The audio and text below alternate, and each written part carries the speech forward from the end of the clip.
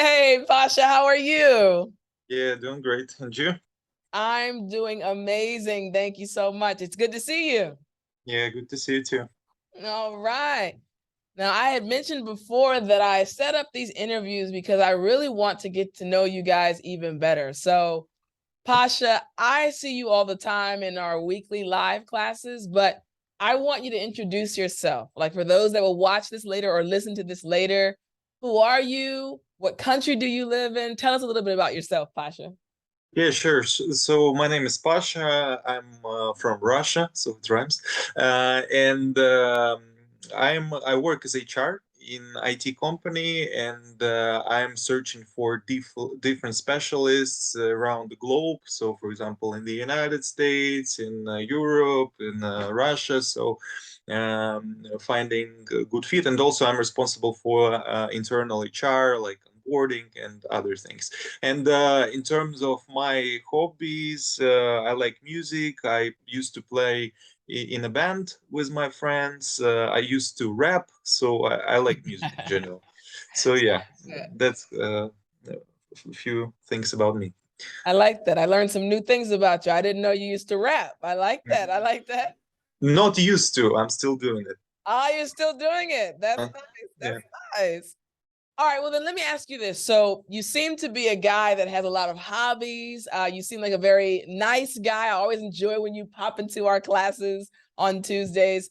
Let me ask you this. Why did you decide to even start studying English? Like in the beginning when you started studying, why did you decide to start studying English? In general, you mean, not Yeah, your in course. general. Yeah. Uh, so I think so. My journey with English started like long time ago when I was studying in school. Lessons were from first grade, but at that time it was really boring because teachers were, they were with this strong Russian accent, saying like London is the capital of Great Britain, and it was boring. But after that, later, I think when I was 12 or something, I started to listen music, especially hip hop music. 50 Cent, Snoop Dogg, Eminem, they were very popular at that time. And I wanted to understand what they're rapping about. And I started to learn lyrics of songs. Mm. And that's how I improved my skills, understanding, and other things, pronunciation. And after that, my friend invited me to the camp with English lessons. So it's a mix. You just chill, and also you have English lessons with native speakers. There were like many different teachers from United States, from English-speaking countries. Yeah, and later I used to study English at the university, but now I feel like I use English in my work, but I feel like I stuck in my level and I don't have enough vocabulary to speak about certain topics. I feel like it's difficult sometimes to understand TV shows, like some expressions that I Mm. used, they're very complicated, and I feel like I didn't get the joke, for example, if I'm watching American TV shows. So something like that. That's why I'm here. That's why I'm studying your course, for example. And it's really helpful. I'm so happy to hear that. I love the way you said that the reason why you started studying English with more intensity was because you wanted to understand what they were saying in the songs, right? 50 Cent or all these other rappers, Eminem, and Eminem actually raps very fast. So I'm Yeah. sure you had to do a lot of studying. But Yeah.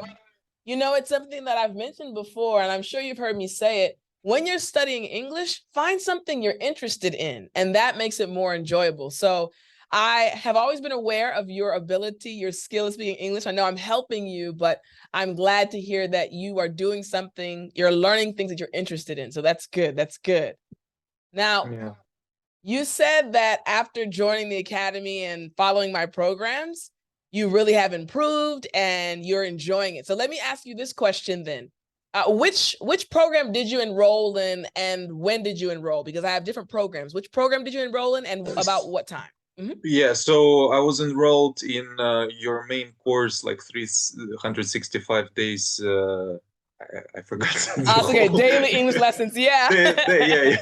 Yeah. So I'm enrolled in this course. I started in May, and now I want to join. I'm choosing between business English and speak English like a native. So I'm in the process of deciding I what course to like choose. that. I like that. Okay, so then let me ask you this then. So you joined around May and you're debating, another program to join. We'll be happy to have you join the other parts of our family. What have you enjoyed the most? Like, what have you seen to be different? Again, my goal as a teacher is to help students be confident, and I try to teach in a different way. But for you, as the English learner, what have you noticed that's different? What have you enjoyed the most about the program? I think about this specific program, 365 days. I think I liked the structure in general because, as you, if you look at weeks, they're completely different, and it's cool that they help to master different skills like speaking, vocabulary, what else? I forgot what else, but many different things. So that's why I like it and I'm enjoying it. But if we talk about English life lessons, I like the fact that I can communicate with different students from around the world. It's funny, like to know something shocking about other cultures and something interesting. So yeah, I think these are two facts. And in general, how you present the information, it differs from another courses because again, some of them are boring, some of them are too focused on one specific things, and I like the fact that it's easygoing style and in general having I'm fun and happy to learning. hear that. I'm Yeah, happy to hear that. I enjoy having a good time. I'm always smiling, so I'm always happy when students can enjoy the lessons too. Now, yeah. I know that you're a good student, you learn a lot, and you have learned a lot. But along your journey, because again, other family members are going to watch this video later, they're going to watch this interview, and they're probably going to be inspired because they're not at the level you're at just yet. Can you tell us? I want to ask you two things. The first thing is, what's the hardest thing for you right now as it relates to studying English? What's the hardest thing about studying English for you right now? I think so. For me, I think in general, it's difficult to move from like upper intermediate or intermediate level to advanced because it seems like you know basics or some vocabulary and uh, and you understand that you need to improve more, but you Yeah. can't how to say you can't understand specifically what to focus more. I don't know if Yeah, it's I know clear, but exactly. It's yeah, clear. yeah. So so still it's a bit complicated because even in your course there is many information, and I sometimes I feel hard to understand what to focus more. Like I learned a lot of vocabulary, how to use it. Okay, like the 3 week passes, and I forgot it, like 50% of it, right? So there is still a question like how to keep it in mind, everything in mind that I've learned, right?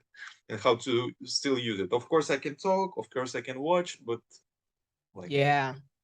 So, I'm going to give you some advice because you're saying exactly what I know as it relates to students, English learners. So you're at this point, right? You're at the upper intermediate level, trying to get to the advanced level, right? The main thing, the main goal, the current membership that you're in, the daily English lessons membership, I have students that are in daily English lessons and also speak English like a native together. And there's a reason they're doing it simultaneously. So what you're in right now is helping you with consistency, just studying on a regular basis, having a daily lesson, learning new things that will help you later on when you watch something or have a conversation. But what you're saying right now is, okay, Tiffani, I know so many things, but how do I actually, reach that native English speaker level? And at the beginning, I know you mentioned you're debating whether you want to go for the business English course, which is absolutely amazing. Teacher Julie is the one that created that course, or the Speak English Like a Native membership. I'll be honest with you.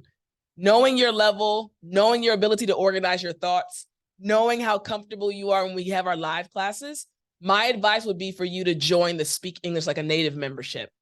You can stay in the daily English lessons because there are lots of things to learn there.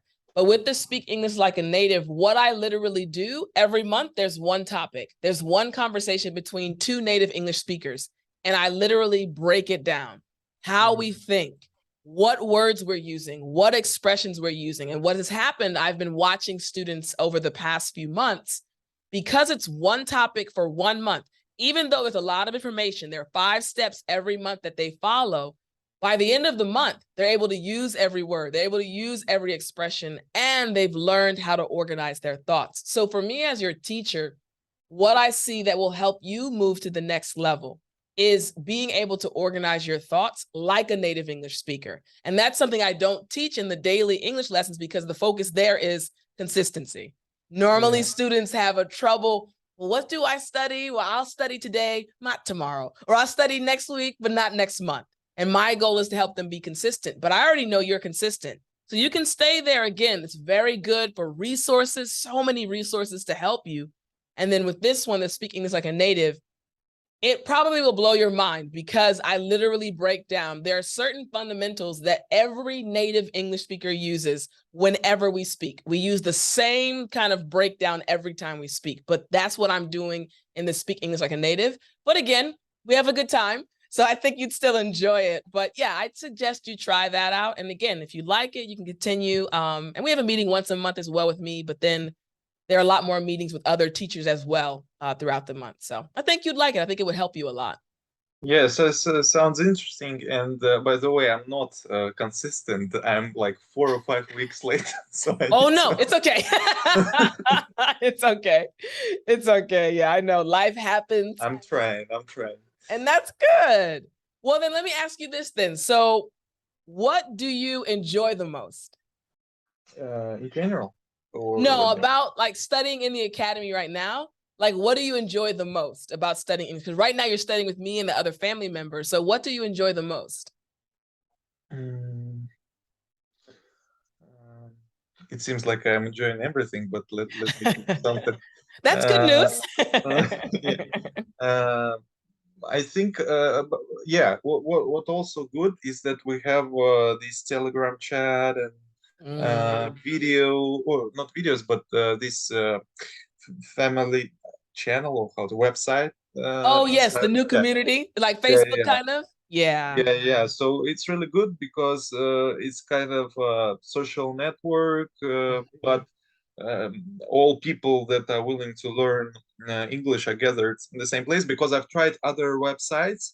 Yeah. For example, when someone, let's say, someone wanted to learn Russian and I wanted to learn English, but still, there is a kind of, I don't know how to say, but kind of weird thing when I'm Yeah. speaking my language, another person speaking another language, and we're trying to help each other. But when all people are gathered in the same goal, I really like it. I like that. Good. Well, then how are you currently studying? Because again, everyone has their own study habit. For example, I'm a morning person, right? So I get Mhm. most of my work done in the morning. How do you study? Are you an early bird? Are you a night owl? Do you study in the evening or in the afternoon? What's your current study routine? Again, this may encourage someone or inspire someone. How do you study now? So usually I watch daily classes in the evening. It's just because I'm more an owl because I get up late and I start my working routine almost um, right after I do this morning routine, right? And Yeah. and about about daily classes, they're in the evening, and also, for example, when I'm driving to the office, I'm listening to podcasts, like Good. bonus section, because Yeah. I watched the video, like some help from another native speaker, and he said a good thing, like if you surround yourself with English, no matter what type of it, if it's a TV show like radio or something, so you will be able to improve your skills faster. So I'm trying to do that. As I've said, I'm listening to podcasts. In the evening, I'm watching TV shows, also daily lessons in your course, and I think it works. And in terms of vocabulary, it was hard a bit in the beginning to memorize all the words, Yeah. especially there were lessons with 20 words in I'm like, wow, so difficult. But I downloaded the app, Yes. and which helps to randomly, so words randomly pop up in that app, Yes. and it really helps. And I'm trying to make up sentences, like speaking to myself. It's kind of weird, but still, Yes. That's yeah, and good. yeah, and that's how I try to memorize all words. Yeah, I like that's that. Now, did you have a specific app you're using, or are you talking about my app? Which app are you using for the vocabulary? for the vocabulary. I'm using dual cards. It's called. Dual cards. Okay, good. I only wanted you to say it because when they watch this video, Yeah, other students might also download. You said dual cards? duo cards. Duo cards. Okay, good. Thank you so much. I want to Yeah. make sure everybody can benefit and they can learn as well from a different app. So These guys, they're not paying to us to make this. no, it's okay. It's okay. Maybe other English learners will learn some. Let me ask this then. So it's very interesting, as I teach English to many different students, many different English learners around the world, I'm always fascinated to hear stories about how English has changed their lives. I had one gentleman that's a part of our family, actually. He told me that because he started learning English and improving, he's now able to move his family out of his country. Unfortunately, his country was going through some difficulties. They had a war, so he had to move his family out of his country. And that all happened because he started studying English. So I'm always fascinated to hear stories where English has really helped a student improve or change their life. So how has your life changed after speaking English? You already are fluent in Russian, but how has English changed your life? I think there is also always a connection between things, but I think I can connect English even to my family in general. So I met my wife in a camp when I learned English. So Okay. yeah, English helped you get married. yeah, I can say like that. But if we talk about more how it's called reasons, yeah, how English helped. For example, my job. So I'm working with different people around the world, and I think it gives English gives a possibility to be, how to say, to be. Forgot the word, to be valued, Yes. in the market, in the job market. Mm. And I hope that in the future, so I think that my country is also going through difficult times, and Yeah, I'm considering moving, so maybe English also help me to do it. So yeah, I think it opened doors in general. I So like yeah. that. So you mentioned that English is opening doors and that you're able to basically interact with other people from around the world at your job. What's your dream? What is your dream regarding English? Is it connected to your career or is it connected to your music, your rapping? What is your dream regarding English? Like, if you could speak English the way you've always wanted to, what would you want to happen? I think that, no, first of all, I would like to be fluent, not only to have to be able to have a conversation on basic topics, but also um, to be easily involved in more complicated like business topics, or maybe medical or something, and feel myself comfortable in it. Because now, if we move a bit to these complicated topics, I feel okay. What vocabulary to use, right? Right. So first of all, this like small goal, but talking about big goals, I think. Yeah, it can be connected with rap. I would like to be a Grammy winning rapper. I like that. I don't know. I'm making up goals, but I will think about it. I like that. I like that. I like that. All right. So now I want to ask you a question, and your answer will basically help other English learners. So, what do you think is the most important thing for an English learner to remember? Something I like to remind English learners is that, yes, I'm your teacher. I'm just your guide. I'll give you the tools, I'll give you the techniques you need, but you guys actually inspire each other because you're on the same journey. I'm just here giving you tools, but you guys are together. So thinking about other English learners that are on the journey that you're on right now, what do you think is the most important thing for English learners to remember as they're studying English? I think you also told one thing that is really important, not to be afraid of making mistakes, Yes. right? Because if you're afraid to do it, you won't succeed in improving your skills. And I think what is also important, not to memorize just grammar and rule, like how to use it, but um, try to be inside a culture. If you're not in the United States and UK, just to I think many of us have a possibility to watch something, to read something, and it's the best because I think how adults you learn languages, it's almost the same as Exactly. young people, right? But Yes. of course now when we have our native language, it's a bit complicated. But still, if you do it in a proper way, I think it's easy to do. Very good points. Very good points. I love that. I love letting students know, don't be afraid of making mistakes. It's truly okay. And that really releases and helps people feel more confident. All I right. have I have Yeah. sorry, one thing to add. I have a friend. He's from United States, but he's living 20 years in Russia, Yeah. and he speaks good Russian. But our thing, we usually correct non-native speakers if they make mistakes because we think, okay, we will help them and they will understand how to speak in the proper way. And I'm asking like, why don't you correct me? Like why and Mm, he is saying, "But I don't need it. Like you will understand how to speak by yourself."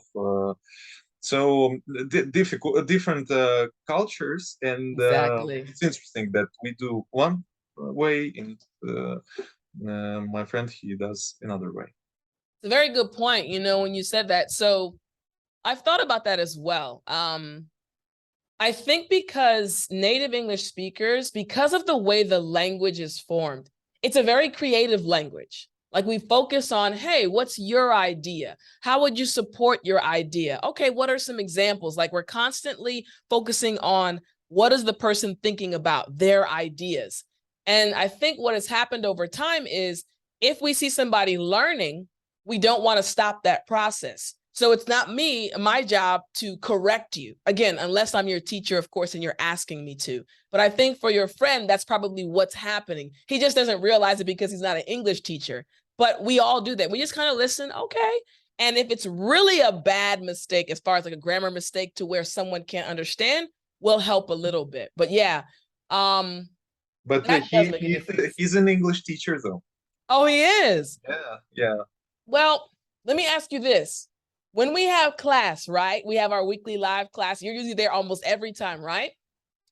How many times have you heard me correct someone's grammar? I don't think that you've corrected grammar. I think you've just if someone used some word in incorrect way, maybe you've correct, but not grammar. Exactly. I don't remember that you've correct grammar. You're exactly right. And the reason is because when I start to correct someone over and over again, their confidence goes from here to here.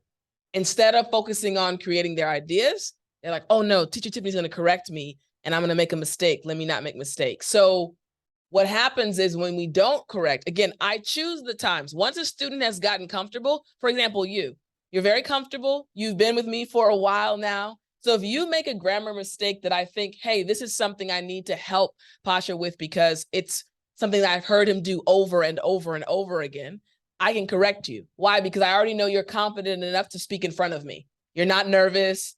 You know that I care. So there are some things that teachers do because we focus on the student's confidence level first, and then we make the correction. Maybe your friend is doing that too.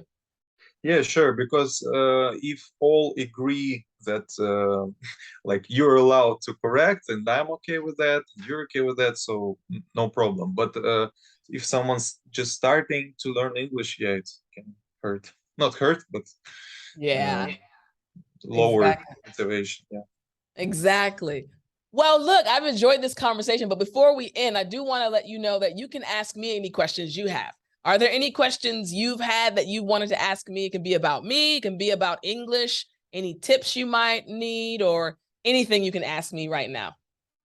Oh, I forgot to prepare to that part of the No conversation. worries. Um, just small question. Like it's you've mentioned a lot about South Korea, but have you visited other countries to teach English or just that one? So no, I've actually only taught English in South Mm. Korea. I've visited other countries, but they were for vacation purposes. I was in Korea actually as a missionary. So I was a missionary English teacher. So I'm a Christian and I went there to teach students how to speak English, but also I taught them about the Bible as well. So it started off as a missionary excursion, missionary trip. But then I realized, oh, I enjoy teaching. I enjoy teaching English. So what initially was just being done to, help others as far as a missionary ended up being my profession now. So Mhm. I think last question, sure. just interested. Can you share maybe a funny story or maybe some difficult case with the student? Just curious, like something Sure. interesting. Okay, so a difficult case. Okay, I'll share this one with you. I taught all ages, Mhm. literally all the way up to 85 years old and all the way down to 4 years old. So I taught all age groups. The most recent difficult situation that pops into my mind right now, oh, wow, there are two. So I'll tell you one about a kid and one about an older gentleman. Mhm. So the one about the kid, he was about, maybe he was 12 years old, but he was taller than me and bigger than me. Not fat. He was just a tall kid. Like I think his dad must have been super tall. So I'm an average height woman. I'm 5'6", so I'm an average height woman. So for a 12-year-old boy to be taller than me, it was interesting. He was the biggest guy in the class. So I love kids. I love children. But I'm also a very organized and disciplined person. So I know the benefit of teaching kids discipline. We can have a great time, but we're going to be on time. We're going to learn so we can have fun, but we need to make sure we're following the rules. So the very first day I walked into the class, again, I was always smiling. I walked into the classroom and they didn't know I could speak Korean at this time. So I walked into the classroom, and of course, many of the kids had never seen an African-American woman ever.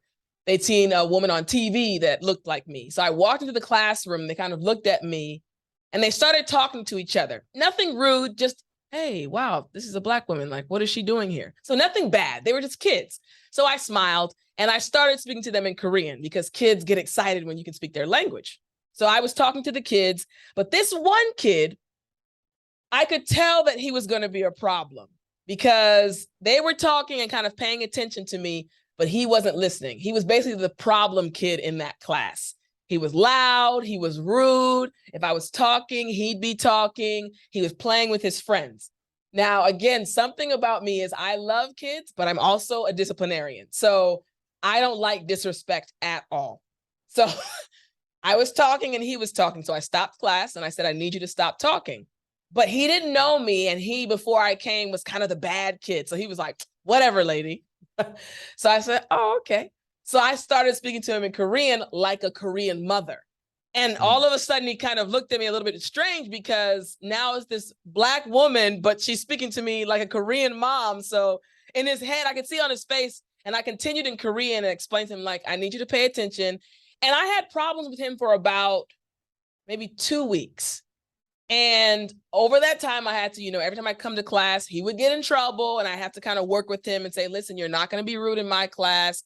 Other teachers didn't know how to handle him because he was a big kid. Like, he was taller than many of the teachers.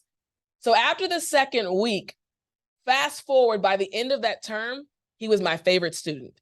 He ended up being my favorite student. And it wasn't that he was a bad kid. He just wanted attention. So I worked with him and he became a good student. When I'd go outside of school, he'd be in the store with his mom. And again, he was acting a little bit bad, but he saw me and he stopped being bad. And his mother said, thank you, thank you. So he ended up being one of my favorite students, even though he started off being a bad student just because he was a kid. So that was one story. Another one, this one was a little bit more, I don't want to say traumatic because I wasn't scarred, but it was more serious. There was an older gentleman, he was in his 60s. And in Korean culture, it may be similar in Russian culture. There is a hierarchical system. If you are a man, you're above a woman, right? And if you're the eldest, everyone does what you say no matter what. That's how Korean culture is. And I think Russian culture is similar, right? A little bit, not really? Yeah, I would say. Kinda. So this guy, he had been rude to every other teacher in our institute, every teacher. He would stand up, he would yell at the teachers, point his finger in their faces. So they said, Tiff, can you have him in your class? I said, sure, no problem. Again, I love teaching, but also discipline is important for me. So I will respect you because of your age, but I'm also your teacher. So he came to my class, and it started off fine. I realized, okay, he just wants attention. He was in his 60s, but nobody really liked him. So things were going okay. I was kind of managing him. Like, I liked him. He wasn't a bad guy, but it was hard to like him. I'm not going to lie. A lot of the students did not like him. He's a little bit overbearing. He would talk the most in groups and he wouldn't share the time. So one day I gave them an assignment and I put them in groups. And their assignment, for example, was to talk about sports. Let's say, for example, that was the assignment. Give a presentation on sports. So the first group went, they did good. Next group went, they did good. Then he went up and he started talking about food. So I said, let's say his name was Mr. Smith. It wasn't that because he was Korean. I said, Mr. Smith, we're not talking about food. The topic is sports. And he put his hand in my face and said, no, you wait, you be quiet. You guys have never seen me upset before because there's no reason for me to be upset with you guys. But again, that was extremely rude in general. And also I know Korean culture. So I was upset. So I stood up. Did I yell? I can't remember if I yelled or not, but I told him to sit down. And it was a very tense situation. And for the next 10 minutes, I gave a speech like, you don't disrespect people. This is very rude. This is the assignment. And the other students in the class, they knew I was right because they didn't care for the guy. But that wasn't the end. So class ended, I was a little bit flustered. Everybody left except him. Now, before that class, we had just gotten cameras in our classroom. And I'm glad we had cameras. So everyone left and he was still there. What's gonna happen? Right, he was still there. So he stood up. Now remember, he was about my parents' age at the time. So I will not disrespect my elders. But I also believe respect should be both ways. So even when I told him to sit down, I spoke to him with respect, but I explained. So he walked over to my desk and exploded, completely exploded. He was yelling at the top of his lungs. He was pointing at me. And I was so glad the camera was there because you just don't know what can happen. I'm a teacher. I'm not Korean. So if anything happened, I could have gotten in trouble. So I left the door open and all the teachers heard the screaming. All of the students heard and everything. No one was in there but he and I. But I learned something. When someone else is super upset, you don't match their level. You don't scream back. You have to stay calm in order to calm them down. So he's yelling at me very loud. And I said, please stop screaming. Let's just talk. I kept saying that over and over again. And he continued to get louder and louder and louder. And I felt myself getting angry. And I don't like to lose my temper. I don't like, as a teacher, my position is to take care of my students, no matter how old they are. So I shouldn't lose my cool. I shouldn't get upset and start screaming. So the more he screamed, I said, please calm down. Please calm down. I kept my voice very low. So when I felt my blood pressure start to rise. I said, I need to leave the situation. So I stood up. He's still yelling at me. I stood up to walk downstairs to the front desk. I was going to tell him to take him out of my class. As I was walking, he was following behind me. He was following behind me and screaming. I passed the teacher's office. They all were looking. Students were looking. And I had to stay calm the entire time. This is an older man. He's yelling at me, but I'm a teacher and I have to be an example. So I was talking to myself the entire time and praying, to be honest. Walk down the stairs, get to the front desk, and I said, I need you all to take this gentleman out of my class. He was literally standing right here as I'm talking to the people at the front desk, standing right in my face, saying, well, what's wrong? And then what made me pause, he said, Tiff, I feel like you don't like me. And I stopped and I looked at him and I said, what did you just say? He said, I feel like you don't like me. You told me to sit down. So I realized something that I realized is that if someone is not liked, or if they feel like people don't like them, remember, no one in the class liked him. And everywhere he went, people disliked him. That's a lot for a person to deal with. And they feel bad about themselves. So when I heard him say that, I didn't dislike him at all. When I heard him say that, I realized this is a lot deeper. So I told the woman at the front desk, wait a minute. And I took him to a back room. And we walked into the room and I said, tell me why you think I don't like you. And he started to tell me, he's like, Tiff, nobody likes me. And this is literally in his late 60s. And I felt like I was talking to a child that had been traumatized. And so he's expressing himself. And I'm thinking about everything that had happened. And he's expressing himself to me. And I said, listen, I don't dislike you. I like you. I said, but you can't treat people the way that you treated me today or other students. And I can't remember if he started crying or he asked to give me a hug. Now, remember, I said, I've been yelled at for the last 5 minutes. My blood is boiling. I don't like to be touched if I'm upset. But I knew, he said, can I hug you, Tiff? So I paused and I was going to say no, but I said, this is going to make him feel better. So I let him hug me and I said, listen, moving forward, you can't treat people the way you're treating. So anyways, the next day he came to class, he apologized to the entire class.